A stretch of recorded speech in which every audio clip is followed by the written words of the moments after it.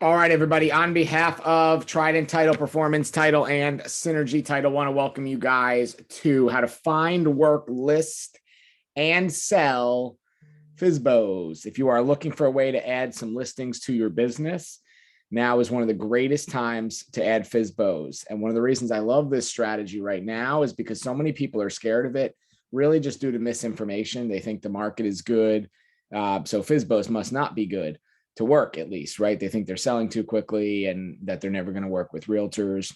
I'm going to share with you some myths and some realities about what's going on in the FSBO world right now, why I think they're an amazing opportunity, why I know they're an amazing opportunity for you right now, and then share a great strategy on how to find them and a strategy to work them to pretty much guarantee that you convert. So we're going to start out stats, myths, and realities in the beginning. Then we're going to talk about finding, working, listing, and selling. And then we'll wrap everything up and we'll get you out of here in 35 or 40 minutes or so. This is an actual picture of me door knocking a FSBO at 8 years old. If you guys ever need a good laugh, just go creep on my Facebook every once in a while. My mom throws in some good ones. I work with Trident, Synergy, and Performance, and my goal is to help you guys grow your business. So if this is your first time joining us, I see a couple of names that it's their first time, so welcome.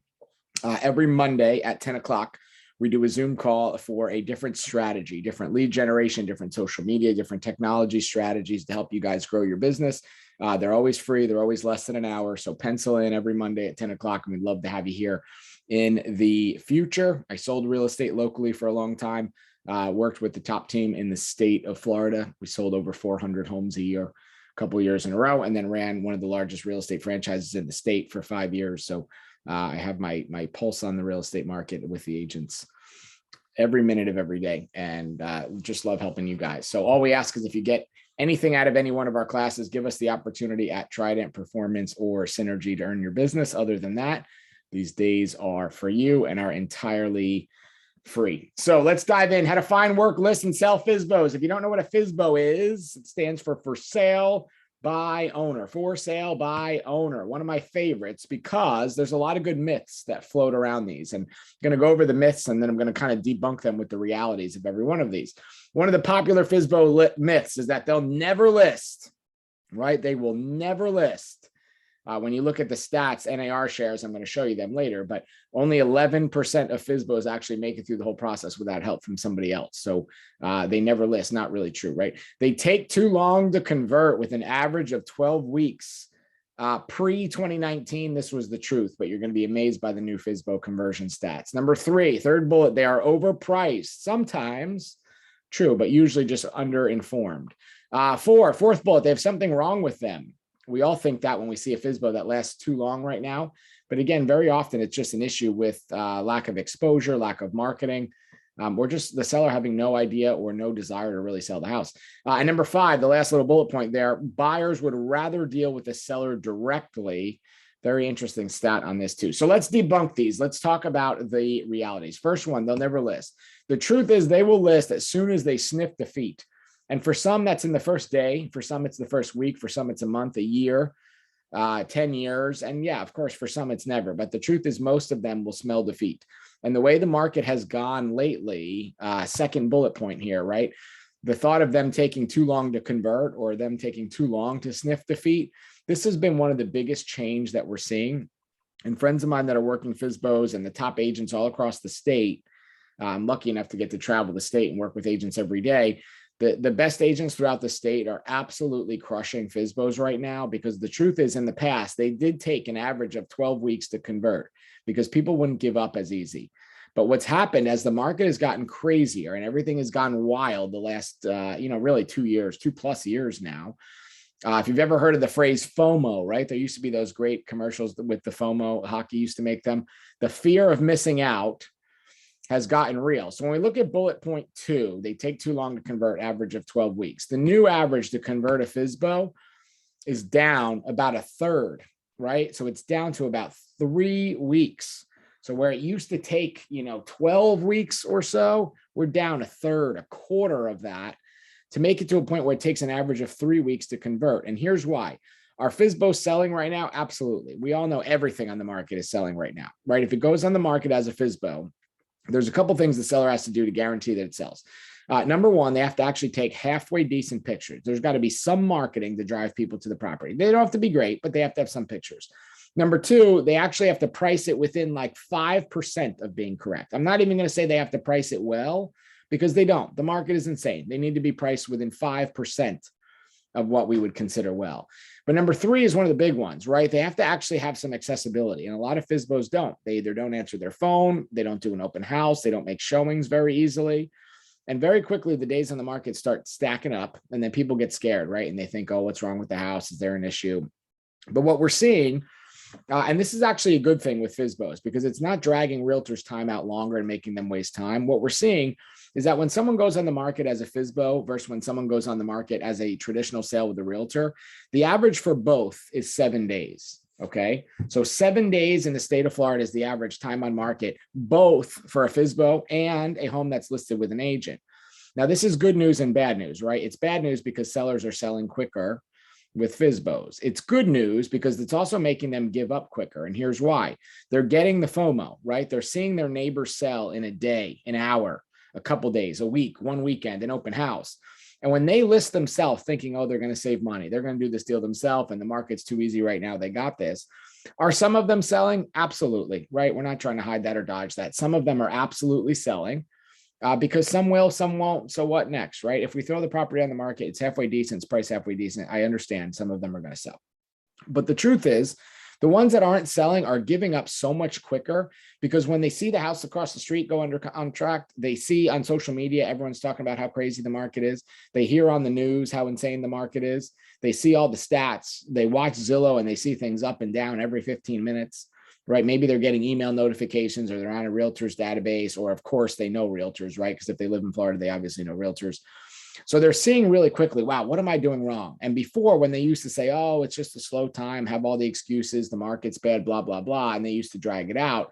Now they're giving up insanely early, within 3 weeks, throwing in the towel, because they don't want to miss out. They don't want to miss out on the market. They don't want to miss out on top dollar, right? They don't want to miss out on that quick sale. So are they selling quicker? For sure. But the ones that don't sell, are they giving up? Yes. Average now of 3 weeks instead of 12 weeks. So that's huge, right?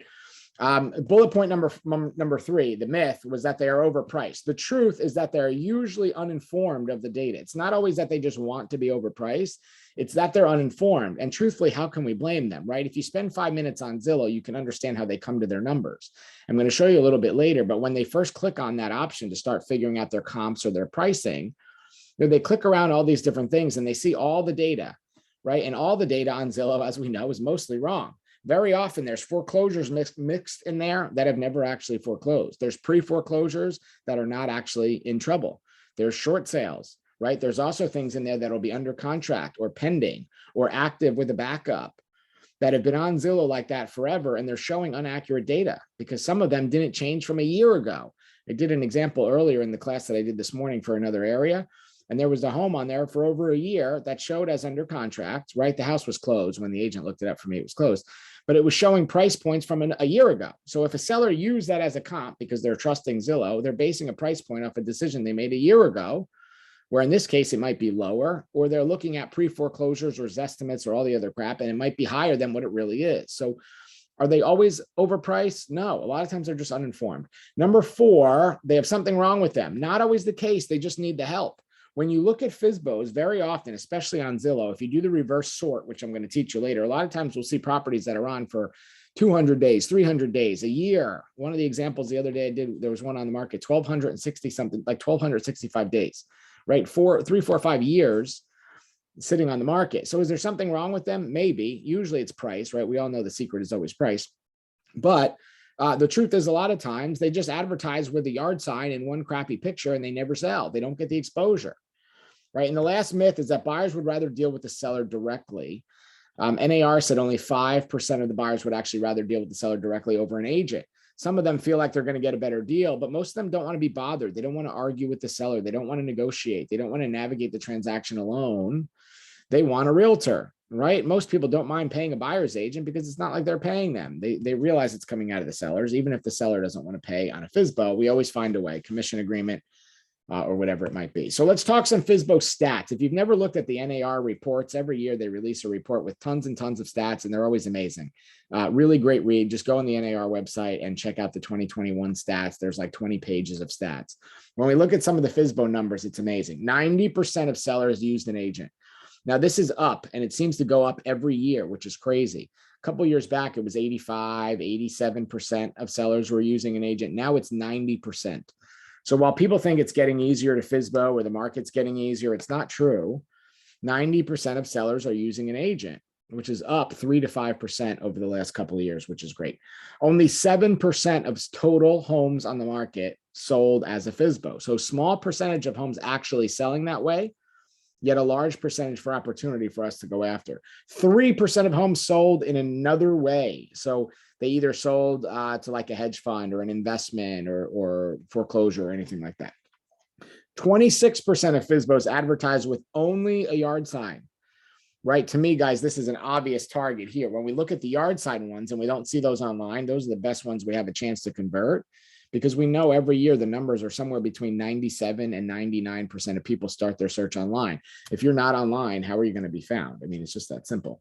Only 11% of all FSBOs that listed succeeded solely on their own. So succeeded solely on their own, 11% means they didn't use an agent. They didn't use a title company. They figured it all out on their own. And this is very, very rare. And this is why we have an opportunity. FSBO homes sold for up to 26% less. I'm going to show you the graph on that in a second. And the interesting one, days on market with a realtor, days on market as a FSBO, same time on the market, but in some cases up to 26% less. So speed for some people is the thing, right? They want to just get the house sold as quick as possible, but that's not always the thing, because most of us want to net, right? We want to net as much money as possible. So when we look at NAR's study, they show us the median selling price of agent assisted versus FSBO homes. And agent assisted in blue, they're $295,000 median price, FSBO $217,900. Now, this doesn't just mean that there's an $80,000 gap between an agent and a realtor. I know we would like to think that, and truthfully, that's a good marketing way to spin this.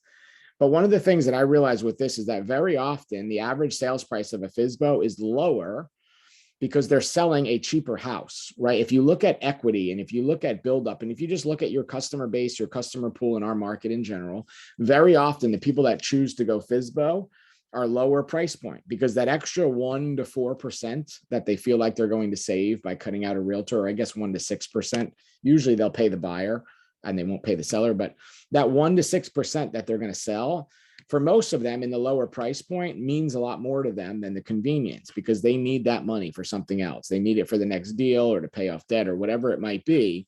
So the lower price point people in general are who you see FSBO. And as the price point goes up, people pay for the convenience of an agent. They're not always worried about, hey, am I going to net the 1% more by selling this myself? They're worried about, hey, if I pay an agent and that only costs me an extra 1 to 3% more than I would have paid, and it buys back my time, my life, not having to deal with the contracts, not having to deal with the paperwork, this is a big win for a lot of the people. So when we look in our market and we look at that average price point of FSBOs, very often we see it and we realize, okay, they're in a lower price point. Very often they're just less educated on the market or the process. And they are going to sell for lower. They always seem to sell for lower because the exposure is just way less. And they're not able to build as big of a marketing presence as we are as real estate agents. All right, so let's find them. How do we find them? I hate to say it, but at the end of the day, the easiest way to find them still is Zillow. And I'm going to screenshot screen by screen showing you here how to do them. The truth is, outside of Zillow, there are a lot of other ways to find them, right? You might use one of the services that sends you FSBOs every morning. There's RedX, Vulcan 7, Mojo. There's a ton of them that do that, but those are probably 3 of my favorites. You can use FSBO.com, FSBO.com. You can use ForSaleByOwner.com. You can use Craigslist. You can use Facebook Marketplace. Some people even still list FSBOs in the newspaper. I can't believe that's real, but they do. But in my opinion, as much as I'm a Zillow hater, the best way to find FSBOs is the most popular tool in real estate on the internet, and that is good old Zillow. So when you go to Zillow.com, in the box, the search box, you're going to type where you live. So I live in Palm Beach County, so I'm just using that as an example. Click Palm Beach, type in Palm Beach County, and then click Palm Beach County, Florida, and then instantly a pop-up comes up where you get this. It looks like this. It's going to say, what type of listings would you like to see? and you're going to choose for sale, for rent, or skip. If you choose for sale, it turns on the red for sale light and blocks everything else out. If you choose for rent, it turns on the yellow light and shows you only the rentals. If you hit skip, it shows you everything that comes up in an unfiltered Zillow search. So for the purpose of the class, we're doing for sales. The for rents, the FSBOs, if you will, the for rent by owners, still a good option, right? Because a lot of people are trying to rent on their own to save commission or save the real estate agent, but a lot of these people are failing with their investment. And these are a good, stream of listings to attack. There's nothing wrong with the FSBO. I understand a lot of people don't want to go after the FSBOs because the rent, like what are we really making as a commission check? A couple $100. And for most of us, by the time we pay our brokerage, and pay for gas and maybe buy them coffee, we're like negative, right? We basically owe money for doing the deal. However, adding to the database, those FSBOs, nothing wrong with that. So here's what happens. If you pick for sale, all the way on the top, you're going to see the blinking red light and it's going to say for sale. You want to make sure you have that one turned off. Make sure you have purple and yellow turned off and make sure you have red turned on so that it's only for sale. Now, here's where a lot of people go wrong right off the beginning, especially sellers that are looking to comp their property. They will go in here and they'll look at for sale, or they won't click any of the buttons, or they will have stopped this last screen. They will have skipped this screen and they'll see comps for everything, right? The default is that by agent, by owner, new construction, foreclosure, auction, coming soon, foreclose, pre-foreclosures. The default is that all of those are on. And then accepting backup or pending or under contract or for rent, all these could be on. These are your standard search defaults. When we want to find FSBOs and be as efficient as possible, we need to uncheck all these boxes. So we click the red box or the blue box that says for sale with the red light. We click on it and we start unchecking all these boxes until only the one that says by owner is left on. Now, what Zillow used to do is they mix all the listings together, but now they're trying to make for sale by owners get to a point where it's pay to play. So you'll see the 0 agent listings. We have to make sure we click on the other listings. If not, we're never going to actually see our by owner. And if you're doing this on the phone, I will tell you, sometimes it's a pain. Sometimes you don't even see that option, so it looks like there's none. But if you're playing along or doing this, trust me, there's always some in your market, no matter where you live. I know we have people from all over the state that get on these calls. No matter where you live, there are always FSBOs on Zillow. It doesn't matter where you are. So we're going to click on by owner. And then when we hit search or we hit done on the bottom, we click on 144 other listings. So I did this just a couple of days ago in Palm Beach. There was 144. And this is what comes up. This is what it looks like. It will show us all the red dots of homes that are for sale by owner. They sort it as a default of homes for you, which is usually a mix of things. It's usually a mix of the most recent ones that are sponsored, like you see sponsored, and ones that they think you like. So I happen to live in that building in the past, so I'm assuming that's why they showed me that one. But you'll see all of these that you can click on and kind of play around with. So what I suggest you do, and this is totally up to you, but what I suggest you do is click this thing that says homes for you and click that to newest, right? And it's going to bring the newest ones to the top. Now, what most agents do, and especially if you're paying for a service to send you FSBOs, what most agents do is they start working the ones that are the newest first. And in my opinion, this is probably the biggest mistake with FSBOs. And here's why. It's what time now? 10:18. It's 10:18. Let's say you listed your house this morning as a FSBO, right? It's Monday morning, the end of the month. We wanted to get it up and do it today. So you went online, threw your listing up this morning at whatever, let's say 8:30. When Realtor A calls you at 10:18 to list your FSBO, the chances of that converting are as close to 0 as they're ever going to be, right? This person is 2 hours into the journey of being a FSBO. They haven't been told off yet. They haven't had 8,000 realtors call and drive them nuts yet. They haven't had an open house that completely bombs and no one shows up at yet. They haven't had all these random, strange, creepy people come through their house. They haven't been attacked by door knockers, by flyers, by postcards, by discount people. They haven't been attacked by all these people yet. So 2 hours into the venture, they are not going to give up. However, if you search this or sort this by newest and go to the end, those are where you're going to get some money-making skills, right? Because we're going to look backwards and we're going to see the people that have been on the market for 200 days, 500 days, 1,000 days, 1,200 days, whatever it might be. And these are going to be the people that, first of all, no one's following up with. Because as we know, in general, realtors are lazy and they're not going to work their way all the way through the list and actually make the calls, right? Second of all, people are not calling the new ones. I mean, not calling the old ones. They're calling the new ones because they're the low-hanging fruit. They're not calling the old ones.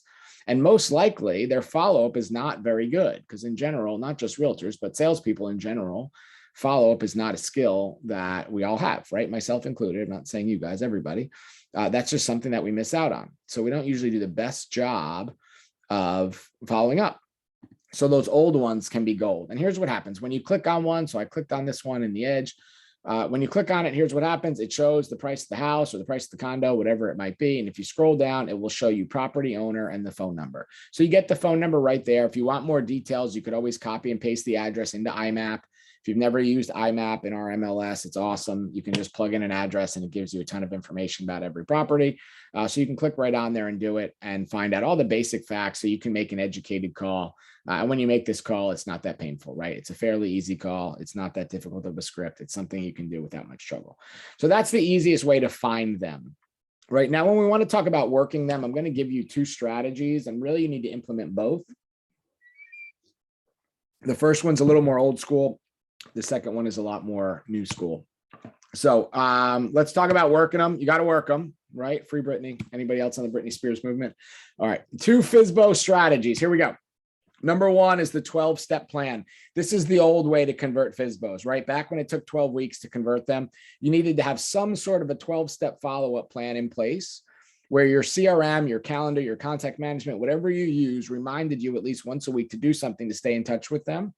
And what most realtors do is they'll make the first call, right? A lot of people will have the willpower to make the first call, but they won't do calls 2 through 12. And usually whoever hangs on at the end, right? Whoever's around the longest and continues to follow up, very often they're the one that gets the deal, because eventually the FSBO either sells or they give up. And if they give up, they either take the property off the market because they change their mind, or they just hire a realtor. And the person that's hung around the longest, and impress them the most, it's not always the person that's the cheapest. A lot of people attack with the, I just want to be the cheapest strategy. And that's not always the case. It's very often the one that hangs in there and shows the most value and really builds a relationship that lasts. So the 12-step follow-up plan looks a little something like this. You can tweak it, merge it, edit it, mess with it as much as you want. But each one of the numbers stands for a week. This is what do you do in that first week, right? So you can switch these around and mess around with them as much as you want. I just want to give you a bunch of ideas. First week, you're going to call them. Second week, a handwritten note. Third week, a pop by. So you're just going to stop by at the house, whether it's at an open house or just pop by when you're in the area. Week 4 was one of my favorites. Send the contract examples. One of the fun things we used to do is print out every single form that FAR has, Florida Association of Realtors. If you print out all of their forms, and by the way, you could print it out across all languages, which is fun. But if you print them all out, it ends up being like 1,200 and something pages. I think it's like 1,250 pages. And I realized that might be a crazy expense to print. So if you don't want to do that, it's okay. But you either print them out, put them in a binder, send them digitally, whatever you want. But the goal is to scare the crap out of the sellers into realizing they have no idea what they're getting themselves into, and they would much rather hire someone. So I know my personality, like if you sent me a 1,200 page packet of forms that I would have to learn and figure out, my next question instantly would be, who can I hire to do this for me? Because my brain would just like not want to do that. So like 25% of the world that has that same personality, like that high D, must get this done now and don't want to waste time personality, right away, that makes us give up, right? So send them the contract examples and just say something like, hey, just want to make sure you're aware of all the different forms in Florida. When you're selling your house on your own, these are the things that realtors are trained to interpret and help you through. Any one of these forms could come in, and you have to know how to handle that. Now, keep in mind, there's the coastal document in there where if they're not on the coast, do they need that? Of course not. There's all the short sale stuff where if they're not short selling, do they need that? No. The lead paint, the 55 plus, 400 different kinds of addendums, all the different kinds of contract. There's a million things, right? And we all know they're only going to end up using somewhere between 12 and 20 pages. However, it's a strategy, right? Week 5, we're going to call to check and see if they've thrown up yet after looking at all the contracts. Week 6, send them a note. Week 7, if they're doing an open house, or any week that they're doing an open house, we want to stop in. Week 8, we want to send them a FSBO marketing strategy or a FSBO ebook or some sort of a suggestion to give them a little teeny tiny peek into the world of what you would do to sell their house. But we don't want to give them all of it, right? Because if we do, we're helping them sell the house. And that, of course, isn't really the goal. Number 9, some marketing photos. So you might pop by or take a good picture. If your photographer's in the area, send them there, or do a good photo and edit it and send it to them. Maybe blast it out to your database for them, anything like that. Just something to show them that you're working. Number 10, if you have a buyer, week 10, bring a buyer. If you have a real buyer, bring them. If not, and you have a fake buyer, bring them. If you have someone that just likes you to take them to coffee or lunch and look at houses, bring them. Whatever it is, you're just trying to show them that you're moving and shaking, you're hustling, you're doing something actually in the market. Week number 11, a marketing video. Take a quick video, either when you're at the house, when you pop by there, when you meet them, when you go for an open house, or when you're just in the area. Take a less than 90-second video, blast it out on social media, share it to them to show that you're trying to help them. On week number 12 call. You can do any combination of these. You can mix them around as much as you like, but this is something you should have in play. This is kind of the old fashioned FSBO strategy, but it's something that you should have. You should have a 12-week follow-up plan that you can automate. So if you talk to a FSBO this morning, Monday, the 31st at 10:26, you drop them on this plan that for the next 12 weeks reminds you that every week you have to do some activity to stay in touch with that FSBO. And if you just put a reminder that says stay in touch with them, then when it pops up every week, you're not going to know what to do. So put in a little reminder, make yourself a little plan like this. Feel free to reorganize it or change it or do whatever you want with it. But you should have a 12-step follow-up plan for FSBOs in place. Now, here's where the gold is, the FSBO Friday strategy or the long weekend strategy, right? This is the one that's going to require you to work a couple hours a day on Friday, a couple hours over the weekend, and a couple hours on Monday. Now, that might not seem fun to you, but if converting FSBOs into listings is something you want to do, then it should be fun because this is going to be one way that we work. Cheryl said, how do we know they're on the do not call list? Well, if they gave you their number on FSBO, on Zillow, you're safe because they're opening themselves up to calls. So you don't have to worry about that. So number 2, the FSBO Friday strategy. Here's what it looks like, and then I'll show you a screenshot how to do it. So here's what you do. Friday, you're going to find all the FSBOs that have open houses booked for this weekend. I'm going to show you how to do that in a minute. And you're going to call them to confirm that it's still on and the time. This is not going to be a hardcore bait and switch script, right? Like the people that say, oh, I have a buyer. Can I come by at 2 o'clock? And then you go by at 2 o'clock and hit them in the face with a listing presentation. That's not the goal, right? We're not going to call and make stuff up to get us in the door. We're not going to call and lie about who we are, how many homes we've sold, or that we have a great team or blah, blah, blah. We're just going to call them and confirm that it's still on, what time it is, and make sure they don't mind you stopping by as a realtor, right? So you're going to call Franny FSBO and say, hey, Fanny FSBO, whatever the name might be. It's Ryan over at XYZ Realty. Saw that you were on Zillow selling your home by yourself. Curious, first of all, are you paying realtors? If I bring a buyer, would you be willing to pay? Yeah, great. All right. I saw that you had an open house listed for this weekend, Saturday from 12 to 2. I have a couple clients in mind for the property. I'd really love to just pop by, check it out, take a couple pictures, meet you, take a quick video. Would that be okay? They're all going to say, yes, I'm doing the open house from whatever time to whatever time. Confirm that time is good and say, great, looking forward to meeting you this weekend. That's it. That's the script for Friday. This doesn't need to be anything crazy. We don't need insane sales, pitch on. We don't need sales hat person on. We don't need, part-time script expert hat on. It's just confirming that it's still there, setting yourself up to make a warm introduction. So when you meet them in person in the house, they shake your hand and that's it. Then Saturday and Sunday, you have to work. That's the fun part, right? You have to actually go to the open houses. So on Saturday or Sunday, whenever they said the open house is, just go, just show up. Go walk in the door, shake some hands, kiss some babies, make a relationship, keep your salesperson hat at home, right? Obviously, if you have the opportunity and you smell the closes there, of course, close them. But the goal is to just walk around the house, right? Meet them, take a couple pictures, send them off to people, maybe do a social blast, a live, a video, something that shows that you're working. But really all I want you guys to do, is try to build that relationship. Sit and talk with the seller for a minute about why they like the house, why they bought it, where they're going to go if they sell, when they need to sell by, why they need to sell. And again, if you have an easy, no-brainer opportunity to close, of course, close them, right? Nothing work, no big deal there. But the goal here is, of course, that you're just building the relationship. Chad said with a 7-day sales cycle, how does the 12-step plan work? Well, that's the point. That's the backup plan. The plan that we're doing right now is the 7-day one, right? We want to get in there that first week and hit them. And are we going to get all the FSBOs? Of course not, right? Some of them are going to sell with or without us. But we want to target the ones for this strategy that are doing open houses, because what will happen at that open house, some of them are going to knock it out of the park, right? Some of them are going to have a great house. They're going to get there. There's going to be 50 people in line wrapped around the door, and they're going to sell this thing. And it is what it is. And the good old real estate phrase, some will, some won't. So what next kind of comes into play. But where the money is made is on Monday, right? We're going to call back the same people that we called Friday, the same people that we met over the weekend with the how to go script. So when we call them Friday, we're just printing them out or putting them in a spreadsheet or putting them in a list or putting them in your CRM or whatever, making that first call, using it as the intro call. Over the weekend, if we make any notes or take any notes or pick up anything key or that's important about them, of course, we're going to throw that back in the CRM or jot it down as a follow-up plan. Carlos, I'm going to show you that in a second. But Monday, what you do is you want to call them back with a very simple script. You're just going to say, hey, Franny, FSBO, it's Ryan. We had spoke on Friday. We met over the weekend at the open house. It was really great meeting you. Love the house. So excited for you to be able to move to wherever you said you're going to move to. Just wanted to call and see how the open house went. And you only get 2 responses here. One of them is an easy close for you. And one of them is time to move on, right? The first one is, I sold it. I told you I don't need any realtors. I'm the best salesperson ever. I sold that thing in one day. I got the price I wanted. I didn't even need any help. I saved so much money, blah, blah, blah, blah, blah, blah, blah. And if that's the case, some will, some won't. So what next, right? There's going to be some times when the FSBOs sell. And we know that they're averaging 7 days on the market. So some of them are selling quick, and that's okay, right? All you can do is give them a win, and that's fine. If you do chat with them and have a communication with them and they seem like halfway decent people, we would love if you sent us that deal. If you connected them to us to help them close it at either one of our title companies, we would appreciate that.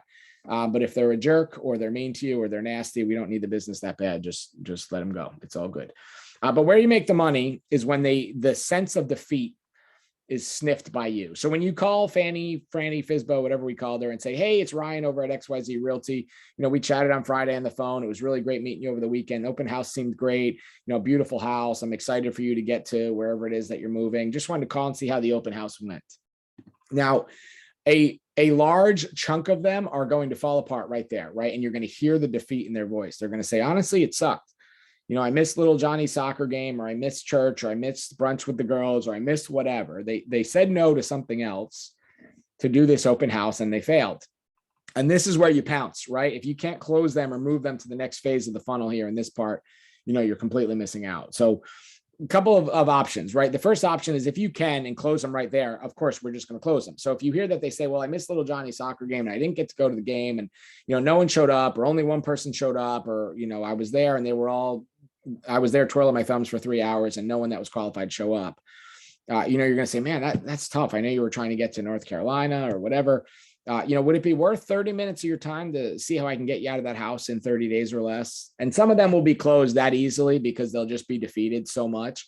So the big thing is use the number of minutes and number of days combined. We all know right now if we put something on the market, price it decently, we can get them out in 30 minutes or in 30 days or 45 days, right? So you're going to use that to your advantage. Would it be worth 30 minutes of your time to show you how I can get you out of the house in 30 days or less? Would it be worth 45 minutes of your time to show you how I can get you out of the house in 45 days or less and off to wherever you want to go? So that's kind of strategy number one there. The other strategy is to pitch them on the FSBO open house. And those of you that have never done FSBO open houses, I will just tell you are missing out. I am not sure if Dorian is on the call, but him and I were the pros at this, right? We got a bunch of great listings at good price points from this strategy exactly because when the people have a piece of failure themselves and they don't want to give up right away, right? When they first get smacked in the face with failure, they don't want to just list right away. Sometimes they want to go the discount route or they want to get help, right? And this is where we can always kind of cash in. So what we would do is when we call Franny FSBO and say, hey, it's Ryan over at XYZ Realty. We met Friday. It was great talking on the phone. It was so nice actually meeting you over the weekend. House was great. Looking forward to getting you to North Carolina. How'd the open house go? And they say it sucked. I missed church and I missed my family time to be able to do this. You say, great. Listen, do you have church next weekend? Are you planning on doing that next weekend? Well, yeah, I go to church every Sunday. Awesome. What time do you go? 12 to 2. Fantastic. So here's what I'm going to do. I'm going to meet you at your house at 11 o'clock, and I'm going to do the best open house on the history of the planet ever to be known in Palm Beach County at your house. And I know you're going to be at church until about 2. So here's what I'll do. I'll have it wrapped up, totally cleaned up, everything wrapped up and completely done before you get back home. And then I'll give you a call a little bit later in the day. I'll share with you all the feedback, all the interesting, things that we had, all the people that came in, what they said about the house. And if we can put a deal together, I'd love to help you put the deal together. How does that work? And I will tell you guys, they will say yes more than any of your limiting beliefs right now are telling you, because when you catch them in that moment of defeat, It is so easy to do the FSBO open house because believe me, if they miss Johnny's soccer game, they want to go next weekend. If they miss church, they want to go. If they miss brunch, they want some mimosas and they want to get out there and they want to go do this. So you do that FSBO open house. And sometimes you're going to sell it there. So have a commission agreement, a contract, all that stuff prepared, right? And sometimes you're not, because we know only a couple % of homes actually sell at an open house. But the goal there is to show the seller that you are willing to do more than they ever thought they would even think about doing, because that is when they will give up. When they realize they can't match that. And if you've never been to one of our open houses, you want to make sure that this is the open house like that they can never forget. If you've never been to our open house workshop, we're going to be doing that again in March. We'd love to have you guys there, but I am talking about red carpet, velvet rope queue lines, 25-foot signs in the driveway, the popcorn machine, 50 signs, everything. Is a crazy open house that not only does the seller know they can never match that, but when they talk to the neighbors even say, holy crap, like, I can't believe you had that crazy of an open house. Like, what the heck did you do? Right? It is a guaranteed easy close. Right from there is one of the easiest things you can do. So one of the questions in the chat was, how do you find the ones that have an open house? So I'm going to show you. When you're on the same FSBO strategy as before to get up to this point, right? So you do the search, do the for sale, only put in the for sale by owners, go into other listings. If you look where the word more is, it's under the W in Zillow at the top. This has a feature that if you click into it, it will show you must have open house, right? And then you can check this as one of the advanced filters. And when you do that, it will then filter that list down to show all the ones that have an open house. And then you can click on them. So let's say you click on this property. Here's one, by the way, guys, this is literally from last weekend. So someone should go after this. And nice price point, right? What's that? A $20,000 check or $19,500 of a check. That's pretty good. But you'll see it says open house. It'll say the date and it'll say the time, and then it'll say the property owner and their phone number. And you can look up all the information and do exactly what I just taught you. So this is a simple strategy that you can do every week in just a couple of hours that I guarantee you, if you actually do this, do all of it, not just show up at the open house, call them Friday, show up at the open house, follow up Monday or the day after the open house. If it was Saturday, you want to call them Sunday, you can do that. Right? But all 4 of these things back to back to back will be gold. Then you list it. So what are you going to do to list it? Doesn't matter, right? Whatever you do now, if you have a listing strategy already made, don't change it, right? If you have something that you do, I know I always see people advertise their 14-step marketing plan or their 21-step marketing plan, whatever. You're not changing your listing strategy at all for the FSBO. You're just going to list the property exactly how you would. So if you close them on the appointment and you go get the listing, great. If you close them after the FSBO open house, great. Whatever you do and you close them, fantastic. Do whatever you do now. Or the way the market is, the 3 Ps work, right? Put a sign in the yard, put it in the MLS and pray that it sells. And that still works plenty in the market that we are in. And if you don't have a plan and you're willing to just go out and attack FSBOs, trust me, just go for it. You're in good shape. And then of course, sell it. And sell it. All you need to do to sell it is very simple. Hire us, send the deal over to us at Trident or Performance or Synergy. And we, as you know, do pretty much all the work for you. You just hang on for the ride. And then 30 days after you've done the 3 Ps, you get paid. So the strategies here, we talked about how to find FSBOs, right? We talked about using any of the paid services, FSBO.com, for salebyowner.com, Craigslist, Facebook, or using good old Zillow. This strategy will work on Trulia and Realtor.com also, by the way, but Zillow is the most popular one. We talked about how to work them, 2 pieces on how to work them. 1, having the 12-step follow-up plan for the ones that do last longer and last forever. And 2, doing the long weekend strategy or the FSBO Friday strategy, where we start attacking them Friday, and then we follow up by meeting them over the weekend. And then we follow up again by calling them and closing them for an open house or an appointment on Monday. List, you're just going to do whatever you or your broker suggests for now, or do the 3 Ps. And then sell, you're just going to hire us and then let us close the thing for you. So no big deal. If you know anyone that should have been here or been to any of our classes and hasn't been, send them our way. Let us know so we can get them on the links in the future. As always, thank you guys for your business. I know a lot of you we're already working with. For those of you that were not, let us know what we can do to earn that business and continue to grow the relationship. Kara, thank you as always for the slides. Everything looks good as always. Coming up, if this is your first time on our Zoom, every week on Mondays at 10, I do a different topic, different strategies, different lead generation technology, social media strategies. 1 week from today, we're doing probably my favorite tool on social media, which is Facebook and Instagram stories. So 1 week from today, Monday the 7th at 10 o'clock, we're doing how to use Facebook and Instagram stories to drive traffic and generate leads. So there's a new feature that just rolled out with stories that is absolutely huge for lead generation and traffic driving. I'm going to screenshot and screen share and show you how to do that next week, Monday at 10 o'clock. If we're not already in touch, stay in touch. There's my email. I've been locked out of my computer for over a week. So if I didn't get back to you on email, I'm sorry. Facebook is there. If you're not in my private Facebook group already, you can search with this Ryan McHugh Real Estate Trainer Inner Circle, or you can just take out your phone, open up your camera and point it at this QR code.